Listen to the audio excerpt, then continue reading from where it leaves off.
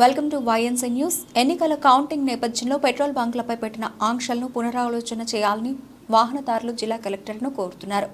జిల్లా కేంద్రం కాకినాడలో పలు పెట్రోల్ బంకులలో బాటిల్లో పెట్రోల్ కొట్టించుకునేందుకు వచ్చిన వాహనదారులకు పెట్రోల్ కొట్టకపోవడంతో తీవ్ర ఆవేదన వ్యక్తం చేశారు. బంకుల్లో పెట్టిన ఆంక్షలకు ఆక్వా రైతులు తీవ్ర ఇబ్బంది పడుతున్నారు.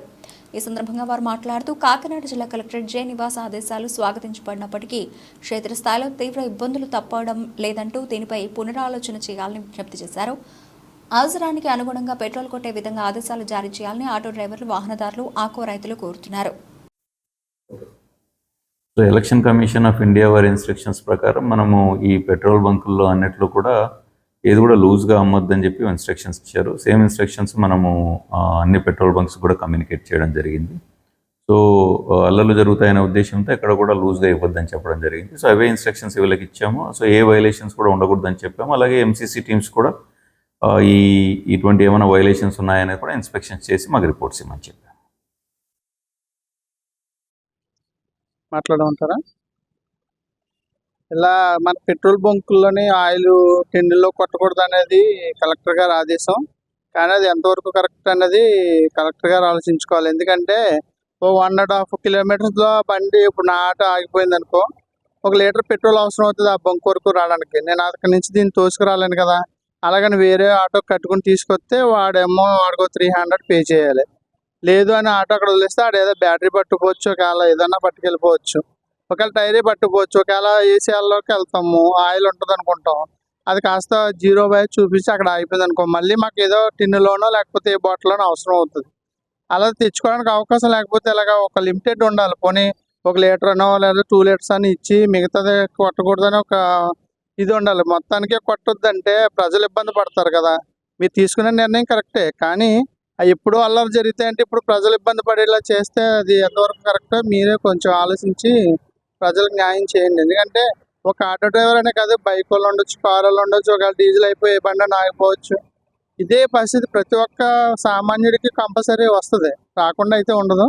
కానీ అది మీరు గుర్తించి దాన్ని బట్టి పెట్రోల్ కొట్టే వాహన కొంచెం మీ ఆధీనంలో తీసుకుని ఒక 2 లీటర్ అన్నా ప్రజలకు ఇప్పించాలి బాటిల్లోనే. ఎందుకంటే ఇక్కడే కాదు, ఎక్కడైనా సరే ఏ అవసరం ఏ మనిషికి వస్తుందో తెలియదు కదా. ఇప్పుడు మనకంటే మీరు కొంతమంది దొబ్బున్న వాళ్ళు ఏం చేస్తారు, ఫుల్ ట్యాంక్ కొట్టించేసుకుంటారు.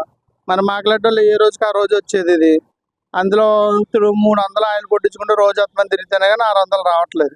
300 అయిపోతుంది ఆయిల్. ఈ 300 కోసం మళ్ళీ ఎక్కడైనా ఆగిపోతే మళ్ళీ ఆడికి 300 ఇచ్చి మళ్ళీ రావాలంటే కష్టం కదా. దాన్ని బట్టి మీరు ప్రభుత్వం, కలెక్టర్ గారు మరి ఏ రకంగా మీరు చర్య తీసుకుంటారో దాన్ని బట్టి తీసుకోమని కోరుతున్నాను.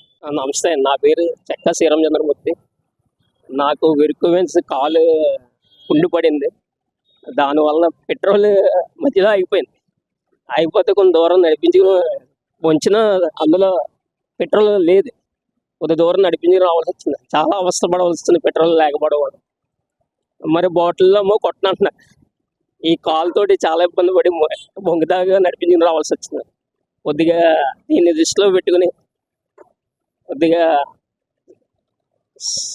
ప్రజల సౌకర్యాన్ని ఇచ్చేస్తారని కోరుకుంటున్నాం సార్. పేరు ప్రకాష్ అండి. నేను మన జైబీ మాట యూనియన్ మన కాకినాడ జిల్లా పరిషత్ సెంటర్ దగ్గరలో మా స్టాండ్లో ఉంటాను. ఇప్పుడు కలెక్టర్ గారు ఇచ్చిన ఆదేశాల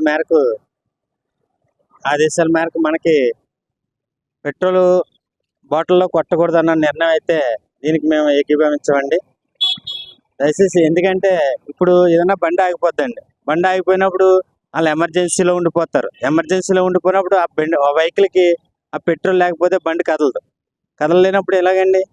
మేమే హెల్ప్ చేయవలసిన వాళ్ళు, మేమే ఆటో డ్రైవర్కి హెల్ప్ చేయవలసిన వాళ్ళు మేమే. ఒక బాటిల్ పట్టుకెళ్ళి మళ్ళీ తిరిగి తేవడము, లేకపోతే ఒక ప్యాసింజర్ ఎక్కి మా ఆటోలో ప్రయాణం చేసి బొగ్గు దగ్గర దింపి మళ్ళీ తిరిగి అలా వెళ్ళి మళ్ళీ వెహికల్, అలాగే ఎమర్జెన్సీ ఉంటుంది, ఇంకా చాలా ఇబ్బందులు ఉంటాయి. ఇంపార్టెంట్ వెహికల్స్ వెళ్ళే సందర్భాలు ఉంటాయి. ఇలాంటప్పుడు ఏదన్నా ఆగిపోయి దారిలో ఒక లారీ ఆగిపోయినా అక్కడ ట్రాఫిక్ జామ్ అయిపోయి ఇబ్బంది పడతారండి. ఇదైతే సరైన విషయం కాదు. కలెక్టర్ గారు దీన్ని బట్టి కొంచెం ఆలోచించమని మేము కోరుకుంటున్నాం అండి.